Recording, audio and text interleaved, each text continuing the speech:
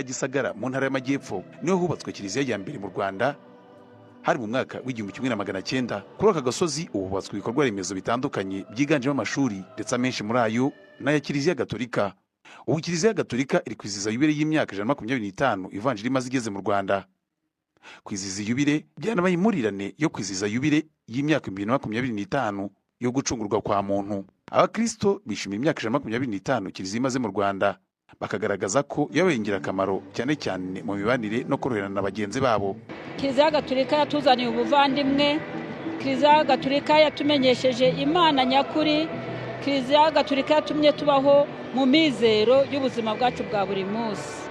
Ubumwe, urukundo, ibyishimo no kwicuza uri muri Kiliziya, cyane cyane intego yacu ni urukundo, kandi iyo turi mu rukundo turoroherana.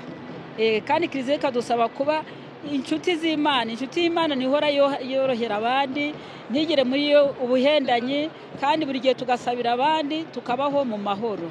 Cyane cyane muri Kiliziya Gatolika turi abakristo. Rero kuba uri umukristo ugomba no kubaka ubwo bumuntu nyine buganisha ku bukristo nyabwo, ari nabwo Imana dusaba. Arkiyepiskopi wa Kigali Antoine Kardinali Kambanda muri ibirori yibukije abakristo kugira ubumuntu ngo kuko iyo budahari bisenya umuryango bidasize n'ibyagezweho. Turacyafite urugendo rurerure mu kubaka ubuvandimwe n'amahoro, nk'uko intego yabire ibitwibutsa, kugira ngo dushobore gushyira hamwe twubaka igihugu cyacu mu iterambere. Iterambere rya mbere ni ukubaka ubumuntu n'ubuvandimwe. Ni nawo umusanzu w'umwihariko wa Kiliziya, kuko twarabibonye na n'ubu turabibona hirya no hino.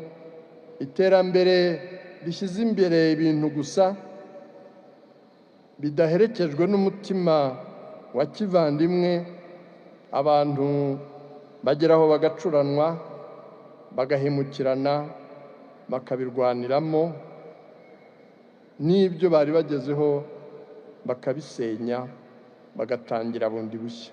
Ubutumwa bwa Papa wa 14 bwatanzwe n'intumwa ye mu Rwanda Musenyeri Sanchez Arnaldo Catalan yifurije abakristo Gatolika mu Rwanda yubile nziza, abakangura gukomeza guharanira amahoro ndetse n'ubwiyunge.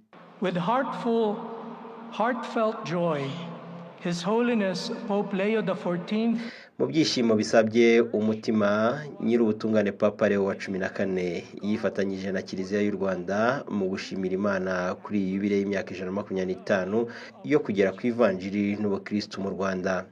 Hamwe namwe arazirikana kandi agashimira abamisiyoneri ba mbere bigishije ivanjiri ndetse n'abandi bose binyuze mu kwemera n'ubugwaneza bwabo batumye ishinga imizi mu Rwanda.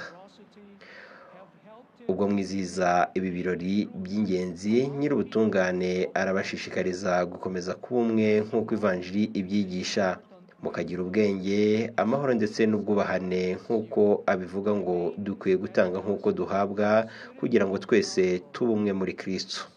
Yifurije umuryango mugari wa Gikristo gukomeza kuba ikimenyetso cy'ibyiringiro, cyane cyane ku bakiri bato ndetse n'abo bose bafite inyota yo gukira no kongera kugira ubumwe. Minisitiri w'Intebe Dr. Justin Nsengiyumva yagejeje ku bakristo Gatolika ubutumwa bwa Perezida wa Repubulika Paul Kagame, ashimira rwa Kiliziya mu iterambere ry'igihugu, abasaba kongera imbaraga mu bikorwa byiza bakora birimo uburezi. Nibyo koko kuri uyu munsi wa yubile turishimira ibyiza byagezweho, ariko ni na ngombwa ko dufatanyije twareba imbere hazaza kugira ngo dukomeze kuvugurura imikoranire yacu muri gahunda twihaye yo kubaka umunyarwanda wifitiye icyizere kandi wishakamo ibisubizo. Muri urwo rwego uyu munsi nifuje kongera kwibutsa ubutumwa bw'ingenzi bugamije gufasha buri muryango kugira ngo imibereho myiza no kwiyubakira ejo hazaza tubigereho. Ni ubutumwa kandi bugaruka kuri za nshingano leta ihuriraho n'imiryango ishingiye ku myemerere nka Kiliziya Gatolika.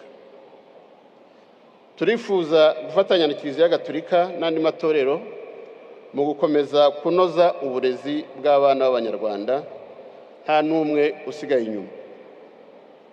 Ibyo abambanjirije babivuzeho, ariko nk'uko tubizi umwana wiga ni igihugu cyubakwa. Iyo abana batiga n'ejo hazaza haba hashyizwe mu kaga. Twizeye rero ko amatorero cyane cyane Kiliziya Gatolika azakomeza akazi keza akora muri uru rwego. Nyuma y'imyaka 25 ivanjiri igeze mu Rwanda, Kiliziya yagize uruhare mu bikorwa bitandukanye bigamije kuzamura imibereho y'abaturage byiganjemo uburezi n'ubuzima. Aho ifite amashuri abanza n'ayisumbuye asaga 2800, ibigo nderabuzima birenga 100 n'ibitaro 10. Ikigo cy'igihugu cy'ibarurishamibare kigaragaza ko abakristo Gatolika basaga miliyoni 5 mu Rwanda, bakaba barenga 40% by'abanyarwanda bose.